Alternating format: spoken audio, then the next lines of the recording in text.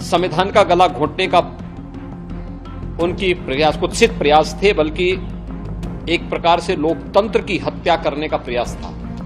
भले ही चेहरे बदले हों, लेकिन आज उसका चरित्र आज भी वही अधिनायकवादी है, तानाशाही पूर्ण है।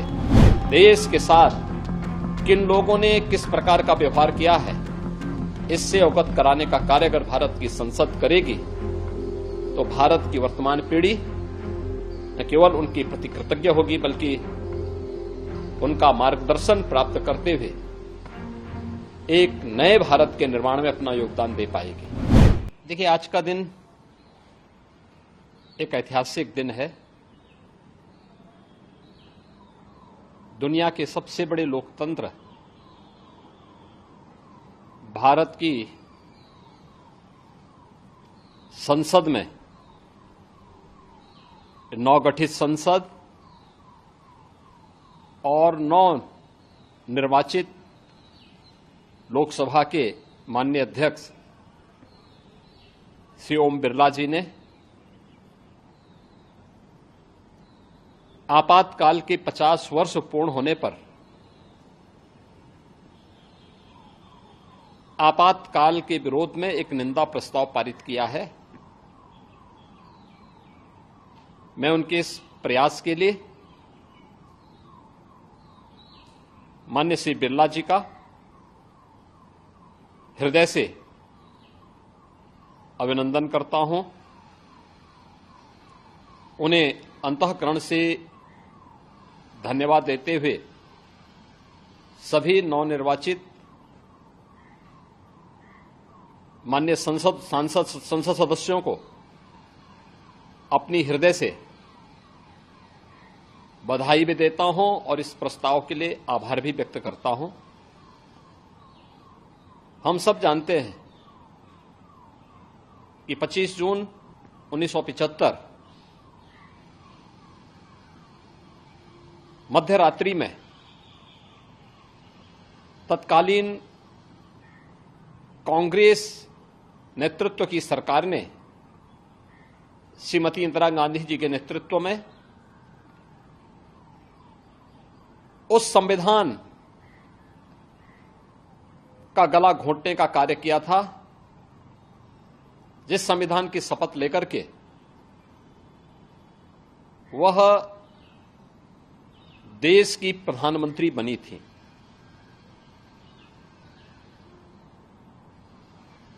यह न केवल संविधान का गला घोंटने का उनकी कुत्सित प्रयास थे, बल्कि एक प्रकार से लोकतंत्र की हत्या करने का प्रयास था। 50 वर्ष बीतने के उपरांत कांग्रेस के इस काले कारनामों को जनता तक पहुंचाना आवश्यक है।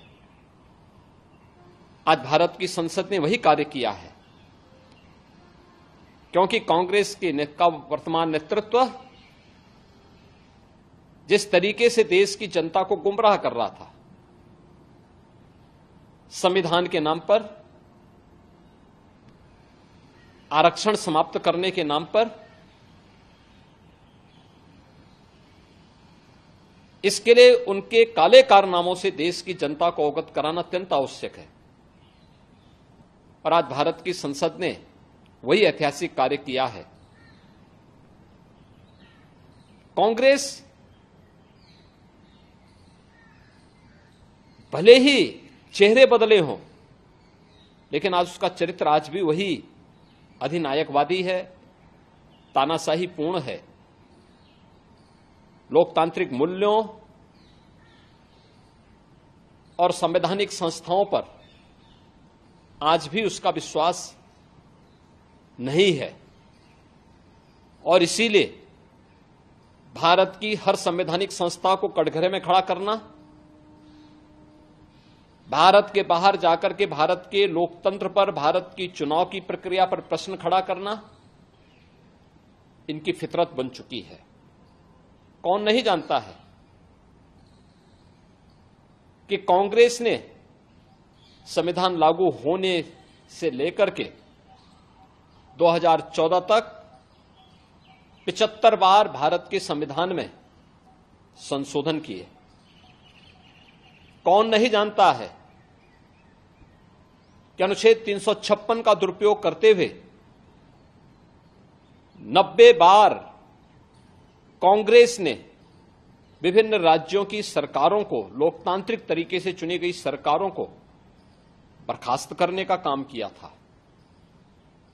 कौन नहीं जानता है कि अपने राजनीतिक स्वार्थों के लिए कांग्रेस ने देश की अखंडता के साथ खिलवाड़ किया और कांग्रेस के इन काले कारनामों की एक लंबी फेहरिस्त में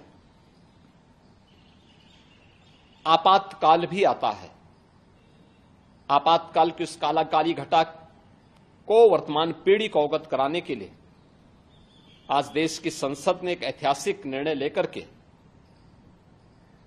यह निंदा प्रस्ताव पारित किया है।